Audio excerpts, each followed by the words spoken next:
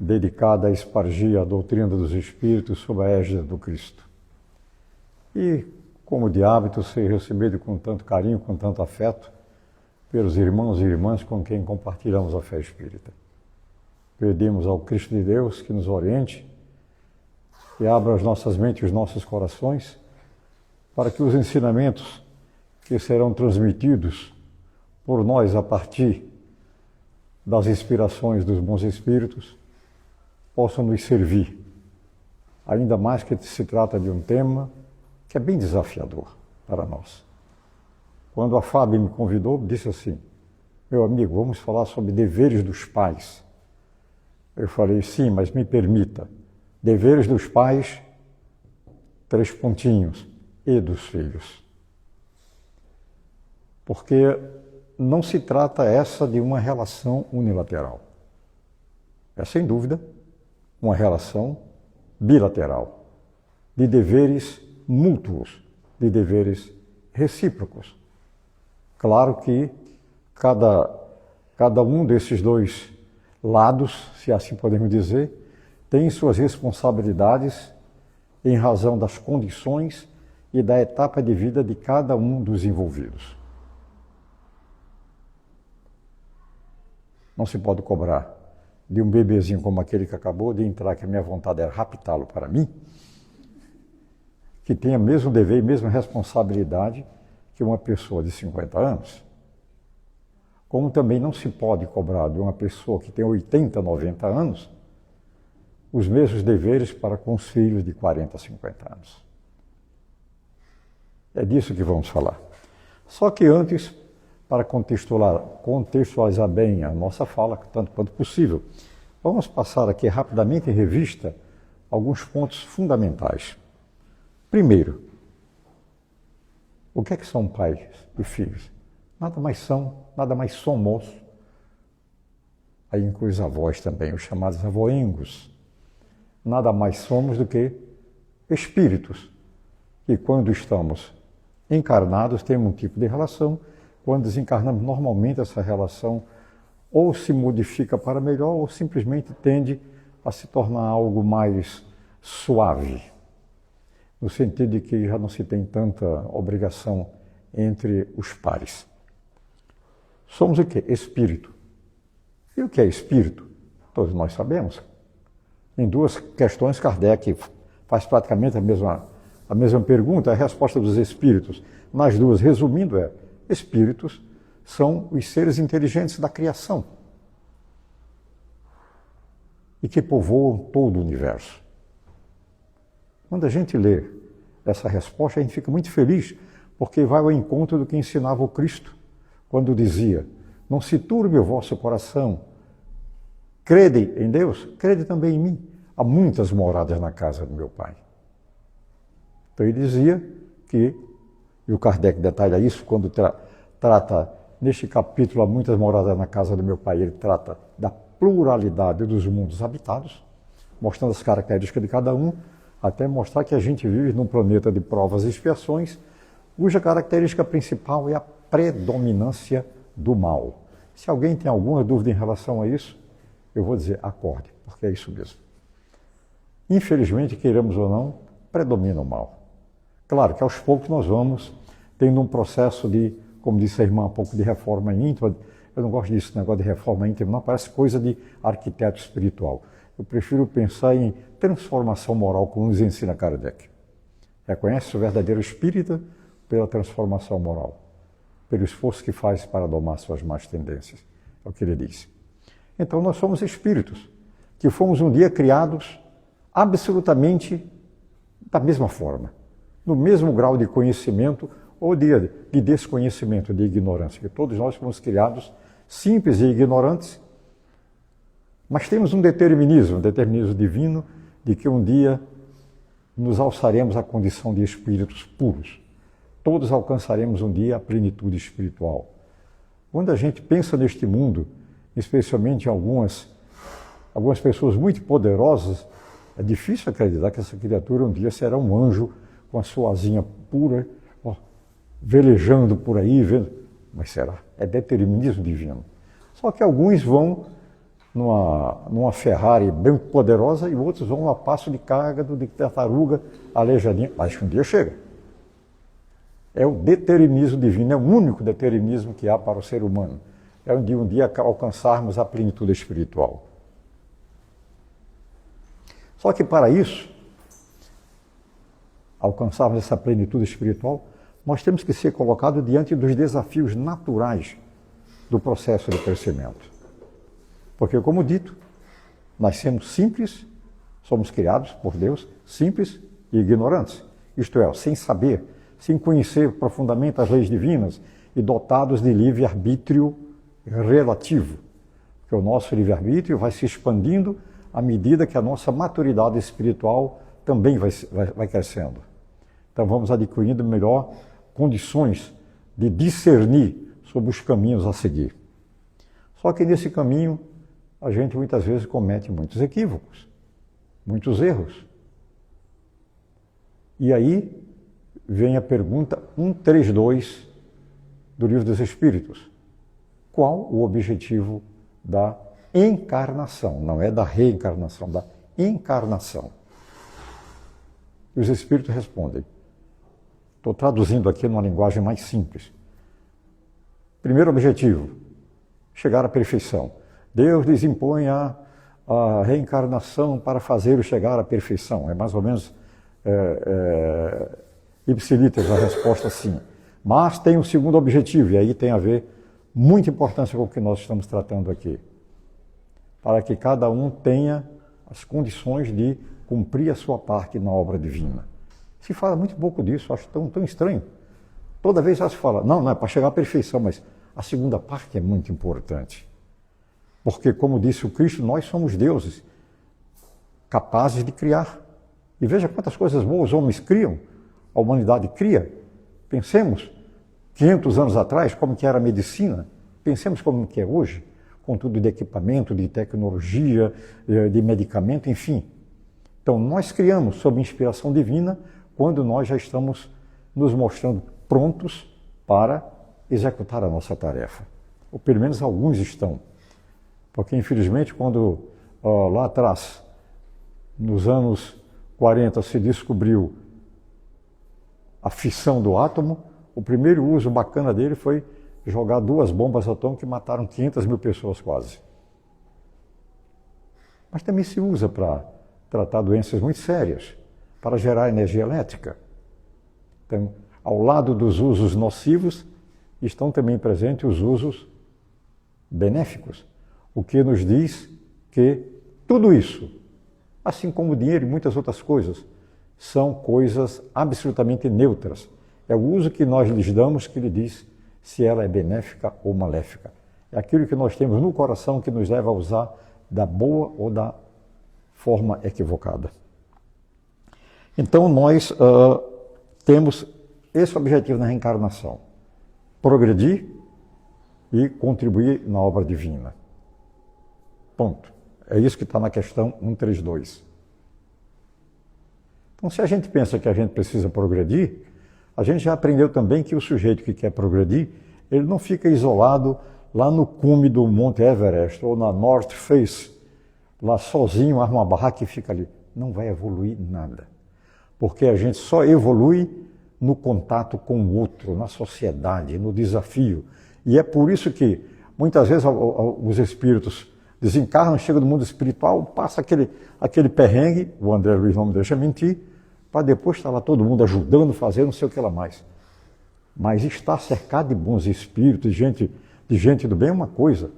A gente até evolui um pouquinho, desperta a consciência, mas só vai testar o aprendizado aqui, encarando o trânsito de Floripa na chuva às 7 horas da noite de uma sexta-feira, ou no carnaval, ou ouvindo o noticiário internacional em que uma autoridade de um país grande e importante chama os imigrantes de saco de lixo e a gente tem que engolir aquilo.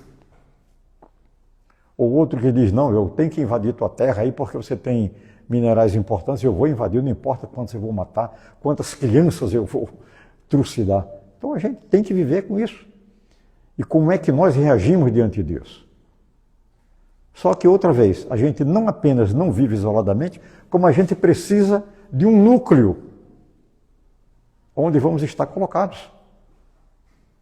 Esse núcleo nós aprendemos nas escolas que é chamado de a célula máter da sociedade. Família. Todos nós precisamos de família. Todos nós. Por quê? Porque todos nós precisamos renascer.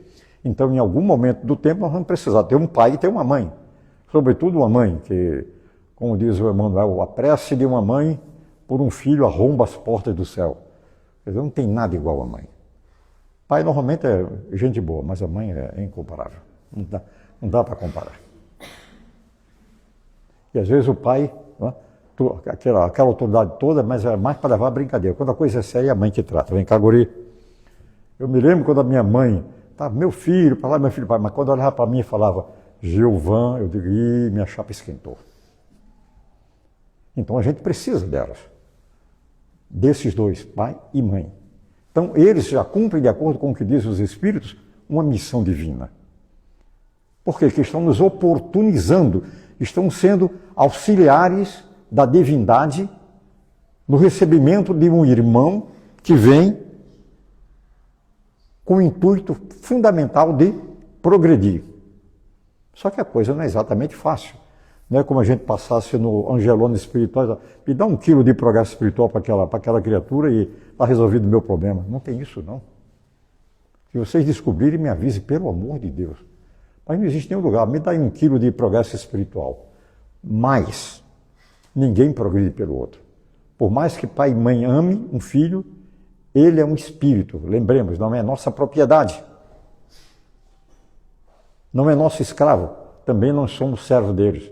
Apesar de que algumas mães acabam se tornando meio serva mesmo. Faz tudo que o filho quer. Não consegue dizer não de jeito nenhum. Mas em regra é isso. Não somos servos, não somos senhores. Temos que enxergar como um espírito que ali está sob a nossa responsabilidade enquanto é pequenininho, que depois vai ter que seguir seu próprio caminho. Sobretudo quando atinge a maioridade, nós não podemos viver a vida dele. Como diz o Chico Xavier, em determinada ocasião, chegou um pai chamado Quincas, que era amigo dele, se queixando e que o filho estava assim, estava assado, reclamando do filho pra caramba. E o Chico, naquela humildade dele, Quincas, que idade ele tem? Chico, passou dos 18. Deixa ele, Quincas, deixa ele seguir a vida dele, não queira viver a vida dele. Porque a gente, ainda mais avô então esse horrível, avô e avó estão aí para estragar. A gente olha, ainda hoje olha para um filho de 40 anos e fica lembrando a criatura quando era pequenininha, que pegava na mão. Como não está mais, aí vem o netinho, aí vai desgraçar o netinho. Vai estragar. O filho vai e diz, pai, não dê Coca-Cola e batatinha para as crianças. Aí a gente olha assim, não, a gente vai dar não, a gente vai dar não. Que é a primeira coisa que a gente dá quando leva no shopping. Então, esses seres são perigosíssimos, porque está sob vigilância constante. Eu falo por mim. Então, nós temos todo esse arcabouço que nos indica que todos precisamos de uma família. Mas como é que ela se forma? Como é que ela se constitui? É por acaso? Não. A gente aprende com a doutrina espírita que não existe acaso. Para nada, absolutamente nada. Tudo segue uma programação. Tudo tem um porquê, uma razão e um objetivo. Tudo. Então, como é que se formam as famílias? Vamos pegar o livro Ação e Reação do André Luiz. E outras obras também do André Luiz, como é que faz? Vejam a programação, como é que é feita. Como diz a Joana de Ângeles, a família não é fruto do acaso. A constituição de uma família não é resultado de acidente biológico, mas de uma programação que lhe precede a estrutura física e social. É tudo programado. Quando a gente estuda, a gente parece que está vendo um filme de Spielberg. Aliás, está passando um bem interessante aí, sobre alienígenas. Até mais ou menos metade do filme a gente dorme, porque é monótono, mas no final começa a ficar interessante. Bom, feito spoiler, eu não vou contar não, garanto a vocês que não. Então, vejamos que nada é fruto do acaso. Aí quando você vê, está sendo realizada a programação para uma determinada encarnação, o André Luiz fica assustado, como vê quantas entidades, quantos técnicos empenhados para fazer a programação de reencarnação de uma pessoa. Vai programar como é que vai ser o corpo, a possibilidade de doenças futuras e não sei. Gente, é uma coisa impressionante. Quantos algoritmos não usam para isso? De uma pessoa. Aí, quando chega isso aqui, às vezes a gente dá tão pouco valor à vida, não sabe o trabalho que a espiritualidade teve para programar tudo aquilo. Não é para nos penalizar, mas para nos facultar a oportunidade de nos redimirmos perante a lei divina ou de contribuirmos para a obra da criação. É uma coisa impressionante isso. Mais ainda o trabalho de psicologia que é feito com o pai, que às vezes quem está encarnando é um inimigo, é aquele que o sujeito está esperando na esquina, eu te pego na esquina, para reencarnar com o teu filho. Olha que legal. Ou aquela menina de que um senhor dos escravos abusou, e que vai reencarnar como filha dele, aí chega ali na 12, 13 anos, desse sujeito sem cabelo na cabeça, cai com os cabelos tudo. Nem branco fica, cai o cabelo, de tanto trabalho que dá. Então nada acontece por acaso. Os que se reúnem sobre uma família, o que é que os espíritos dizem? Se reúnem ou por afinidade, necessidade de aprendizado ou resgate do passado. Muitas vezes o que acontece é exatamente isso. Nós somos endividados, aí o sujeito tem 10 filhos, 9 são uma maravilha, aqueles vivem no jardim do Éden.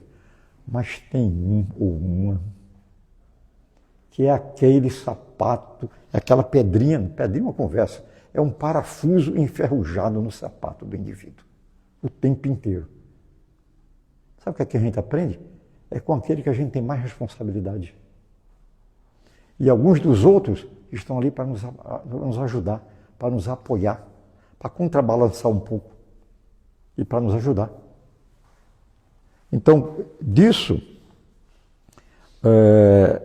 como os Espíritos dizem no Evangelho segundo o Espiritismo, os pais recebem os filhos como missão. É uma missão de estender as mãos para aquele que está reencarnando. E tem que considerar também uma oportunidade de trabalho e de redenção de quem também está recebendo. Eu ajudo e sou ajudado pelo fato de estar querendo ajudar. Desde que eu faça aquilo com amor, com responsabilidade, eu estou dando um passo adiante, estabelecendo uma nova história, contando uma história diferente com aquele ser com o qual estou endividado e me liberando de intrigas, de problemas que possam surgir pela frente. E aí vem a pergunta: quem são nossos pais? Quem são nossos filhos?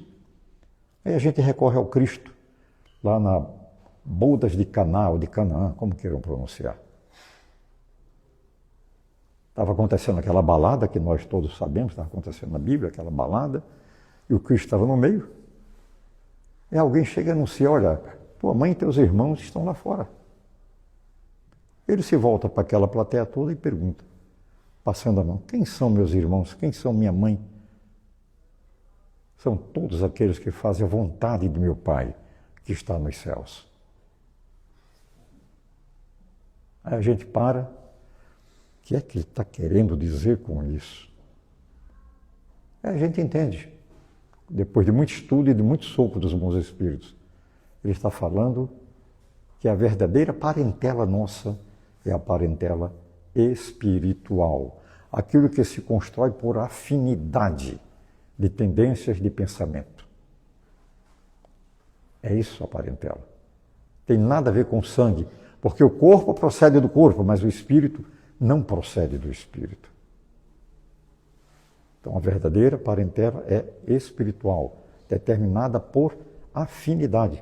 É por isso que às vezes a gente, conquanto tenha irmãos, não sei o que lá mais, é um pega, não consegue se acertar com aquela criatura de jeito nenhum. Mas tem um amigo que você olha, nossa, ou uma amiga, que maravilha. Então a verdadeira parentela, de novo, é espiritual. E aí chegamos à história que dizemos dos deveres de pais e filhos. Como dissemos, deveres recíprocos, deveres mútuos. Quais são os deveres dos pais? Deveres dos pais.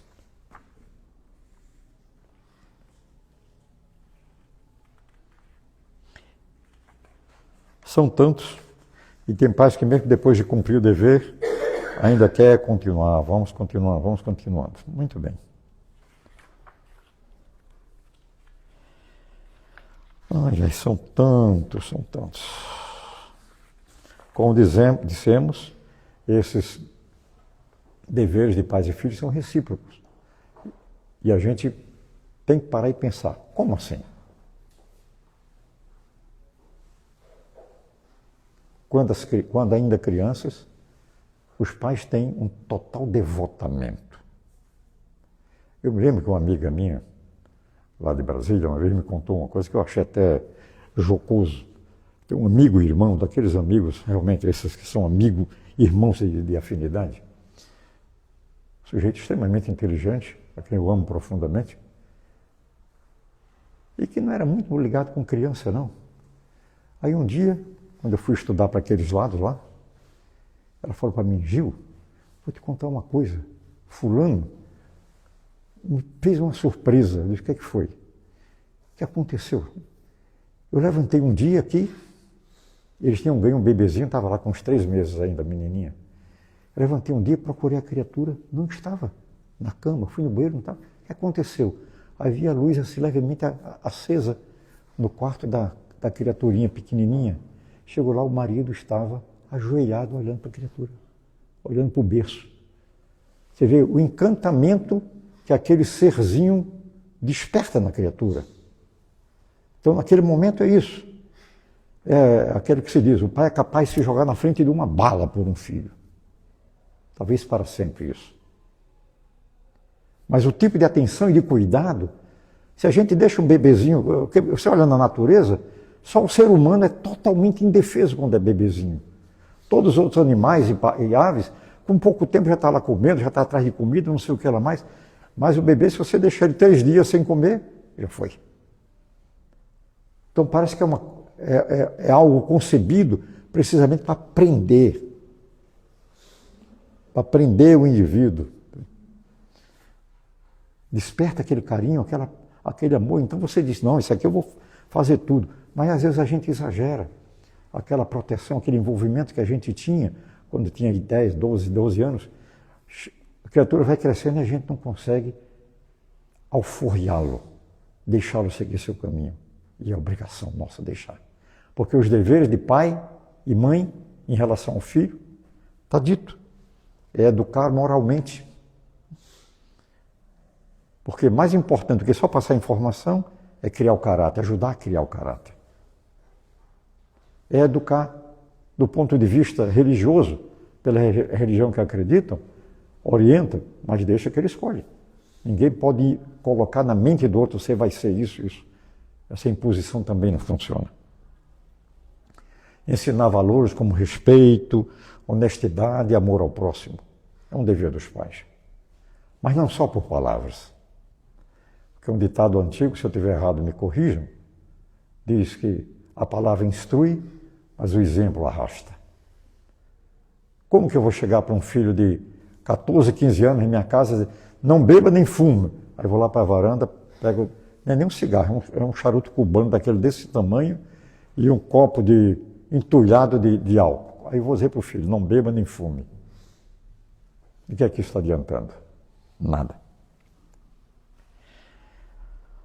O outro, nós temos que ser exemplos de trabalho, exemplo de honestidade, de dedicação, de devotamento a alguma causa importante, sairmos do nosso círculo estreito, fazermos algo pelo outro, segundo as nossas possibilidades.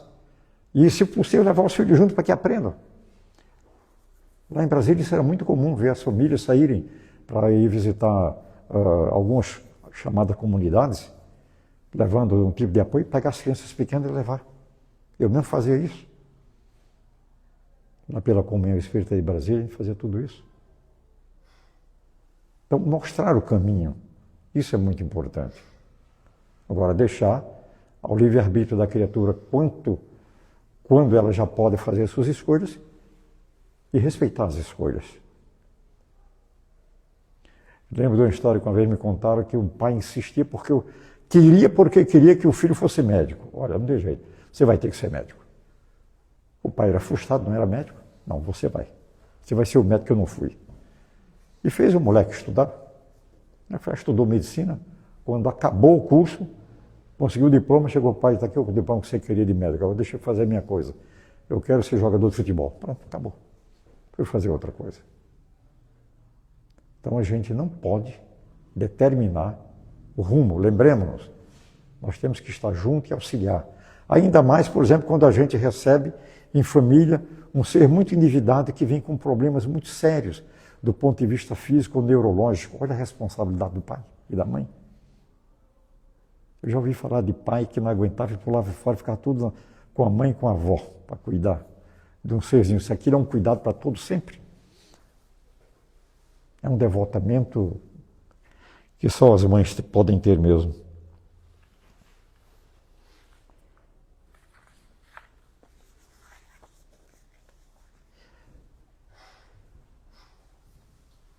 Santo Agostinho tem uma expressão muito legal que ele diz.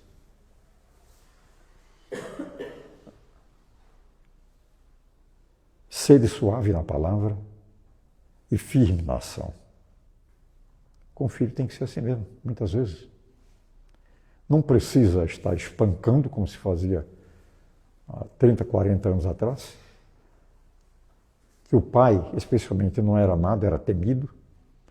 Era como aquele que dizia, aqui nesta casa eu sou respeitado. Eu falo e todo mundo obedece.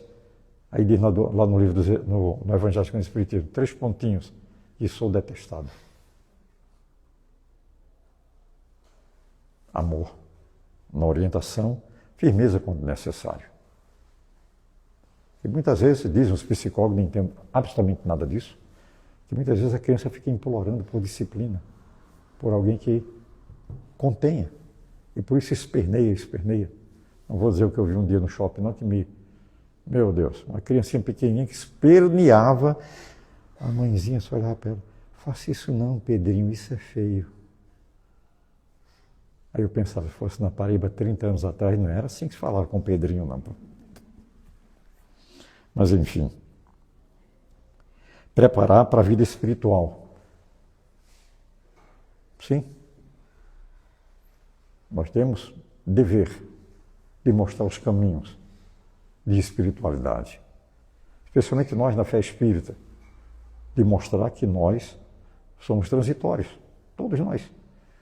Um dia vamos voltar à pátria espiritual, que é a pátria definitiva, tudo mais fica. E esses valores devem nos guiar, para não ficarmos durante a vida toda e ensinarmos aos filhos que tudo que queremos é acumular. Riqueza e poder.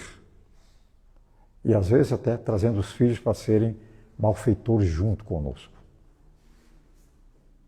Não vou detalhar absolutamente nada. Se lê noticiário nacional e internacional, sabe do que a gente está falando.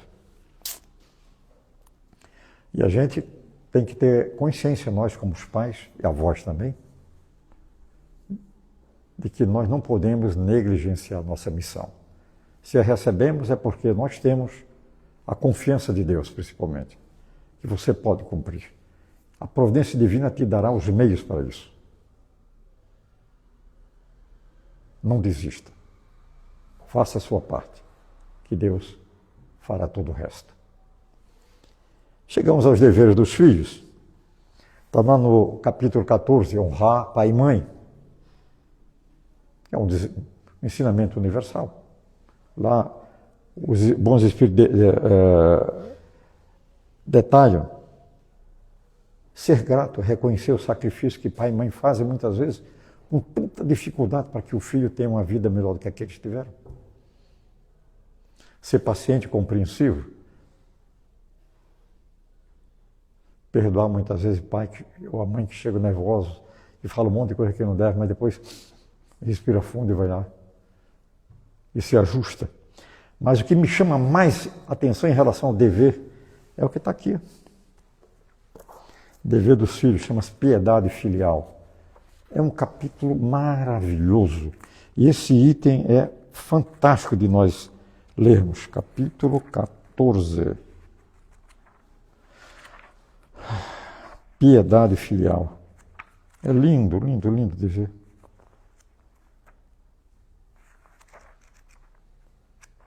Se eu conseguir achar. 13, 14.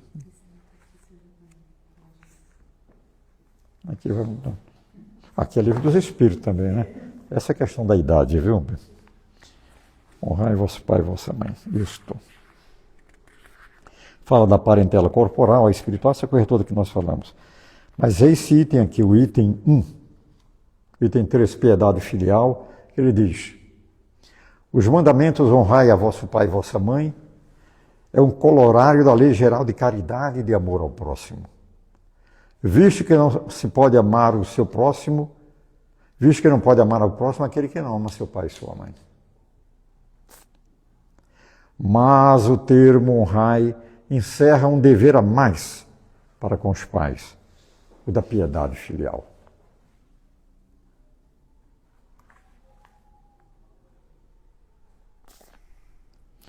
Honrar pai e mãe não consiste apenas em respeitá-los, é também assisti-los na necessidade. É proporcionar-lhes repouso na velhice. É cercá-los de cuidados, como eles fizeram conosco quando a gente estava na infância. Sobretudo para com os pais sem recursos, é que se demonstra a verdadeira piedade filial. O sujeito vive muito bem, o pai e a mãe jogados lá, em lugar qualquer. É assim. Então, esse piedade filial que vem junto com a gratidão. Então, a piedade filial, o dever nosso de assistir os nossos pais quando eles já estão frágeis, quando não têm recursos, quando vivem na solidão. Hoje é tão comum. A família pega, nós, pai aqui, minha mãe está... A minha travessão, vamos arranjar ali um lar de idosos para ele, a gente visita os primeiros 2, 3 meses, depois nunca mais aparece lá. Essa leitura diz: quem assim procede, receberá, aí sim, receberá punição, se não nesta mesma vida, numa seguinte, com certeza. Está aqui. Não sei o que estou inventando. Não. Então esse, para mim, é o maior dever que o filho tem. Ser grato pelo esforço daqueles que nunca lhe cobraram por ter que levantar à noite de madrugada, correr para um hospital, fazer tudo para que o filho esteja bem. Mas quando é hora do apoio, como dizem os franceses, eles se vão. Eles se vão. Muito bem. Muito bem, isso tudo quer dizer que a vida em família é fácil? Não, é difícil.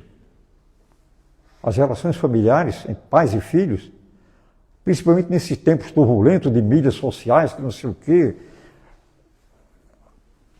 No meu tempo não tinha isso. Eu lembro que no tempo a convivência com os pais era um pouco mais tranquila. Hoje você vê o moleque com tanta informação de tudo que é lado, com um grupo de amigos entre aspas, coleguinhas, não sei o quê. Você tem que estar vigilando, e às vezes quando você é vigilante, o filho não gosta. Ah, por que você está tomando meu celular?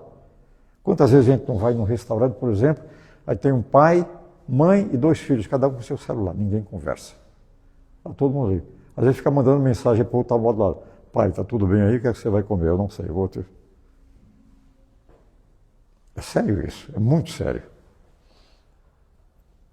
Então haverá sempre conflitos, especialmente entre espíritos mutuamente devedores, ou pelo menos que seja um unilateralmente devedor.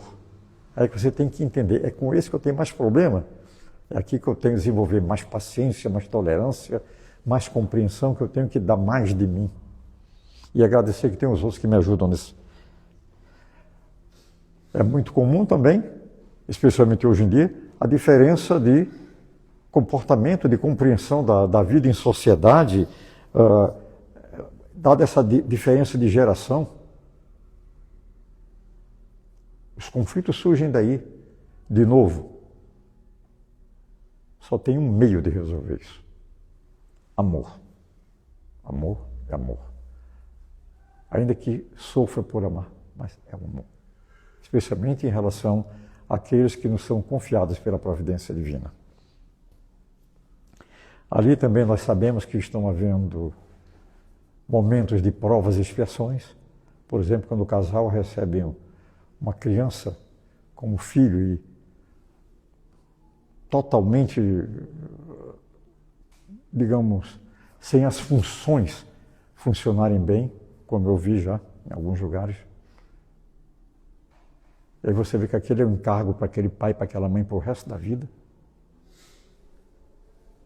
Uma expiação para um, certamente, e uma prova para os outros. Mas para todos, uma oportunidade antes de tudo. Porque a dor tem caráter pedagógico, não punitivo. Caráter pedagógico. Ali nós vamos ter as reconciliações e o início de novas histórias. E a recomendação é sempre diálogo, compreensão, disciplina, sem violência. Disciplina, disciplina e disciplina, como Chico Xavier ouviu do Emmanuel. Eu queria, por ter apenas uma